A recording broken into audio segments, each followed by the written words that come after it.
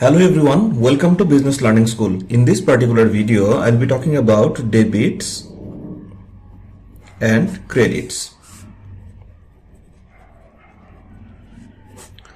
So the first question is, what does debit and credit mean? In accounting, debits and credits are one of the most important things that need to be understood very clearly to do accounting. So if I talk about debit, there are some misconceptions. People think that debits are good and credits are bad, or this is addition and this is subtraction. So these are completely wrong. Debit does not mean good and credit does not mean bad. So what does debit and credit mean? So debit means simply left and credit means simply right. In double entry accounting system, we know that if we think about a coin, it has two sides, head and tail. So debit and credit are simply like that. So whenever a transaction happens, there should be two entry. So for one transaction,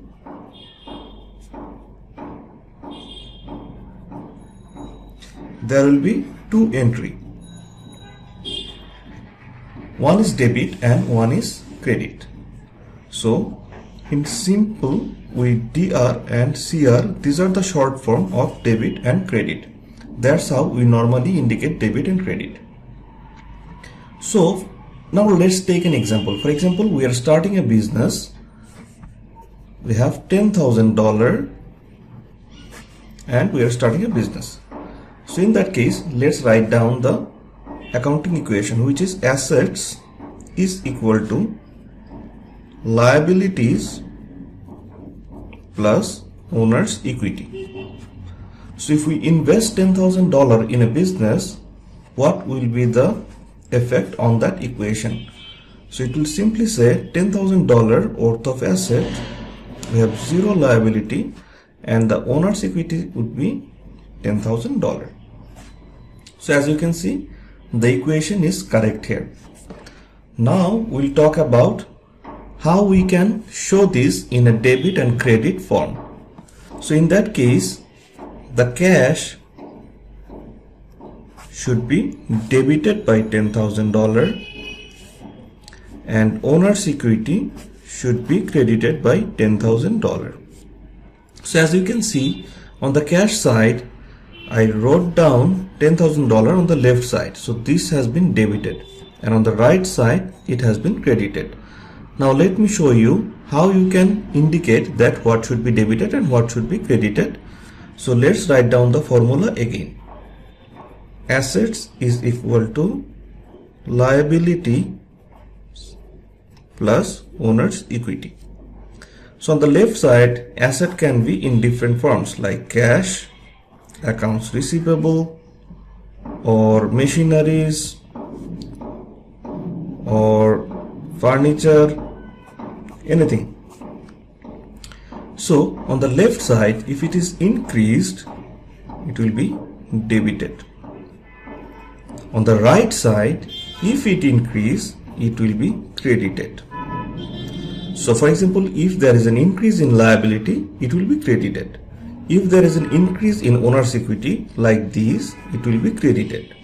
So on the left side, it will be debited if there is an increase, or if there is a decrease, it will be credit, and on that side, if there is a decrease, it will be debit.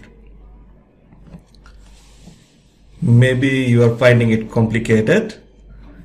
Now we'll talk about revenue and expense. So revenue and expense has a direct relationship with owner's equity. Now think about it. Whenever a revenue increase, it actually increase the owner's equity. So whenever a revenue increase, it will be credited. And whenever an expense increase, it actually decrease the owner's equity. So all expense are debit. If it is too complicated for you, let me give you a simple way which you will understand debit and credit, and it will never be mistaken. In that case, you have to remember two words. One is A, D, E, and another one is L, C, R. A means assets, D means drawings or dividends, and E means expenses. Here L means liabilities, C means capital or owner's equity or shareholders equity, and R means revenue. Now remember this, if ADE increase, it's always debited. If LCR increase, it's always credit. And if it decrease, it's credit, and if it decrease, it will be debit. Now let's take some example. In our first example, we said we're starting a business with $10,000. In that case, the debit should be cash $10,000 and credit should be owner's equity by $10,000. So this is a simple example of debit and credit. Now on the next day, so this is entry number 1. On the next day, for example, you are buying some furniture for your business worth of $3,000. So now think which two accounts will be affected. So you are buying furniture out of this $10,000. So obviously the cash account should be affected. And what other account should be affected? So other account is furniture. So furniture is a separate account. So it will be cash decrease and furniture increase. So cash is decreasing. In that case, asset is decreasing. As we know, if asset decrease, it will be credit.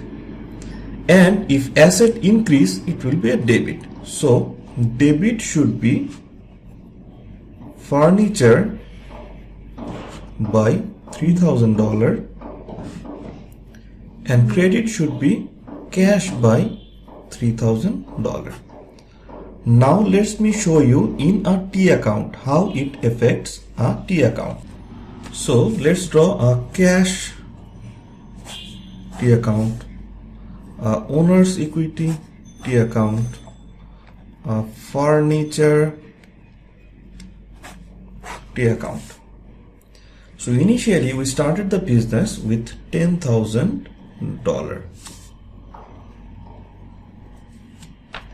On the next day, you said that you are taking $3,000, so $3,000 will be credited and debited will be furniture. So the balance should be here $7,000 debit balance. Here we have $10,000 credit balance, and for furniture we have $3,000 debit balance. So that's how we say it. So in my next video, I'll give you more examples of debit and credit so that it will be very clear to you. And at the same time, you have to practice a lot so that you do understand debits and credit pretty clearly. And if you do not understand my video, I'm really sorry. I tried my best, but I'll keep posting videos on accounting and finances so that it become easy for you. Thank you so much for watching the video. And if you like my video, don't forget to subscribe.